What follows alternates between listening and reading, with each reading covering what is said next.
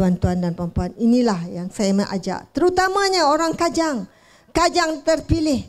Kajanglah tempat saya memohon dan meraih.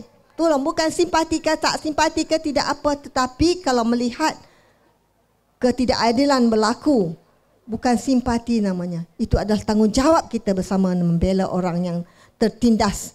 Sepatutnya Palace of Justice is istana keadilan. Punya tak mau keadilan itu sampai di bawah istana kehakiman. Istana hakim lah. Istana hakim-hakim. Bagaimanapun sisa-sisa usia yang saya ada, kudrat yang saya ada, insya-Allah, ya Allah, saya akan turun ke padang, mohon, tolonglah sama-sama. Kita betulkan keadaan di Malaysia ini.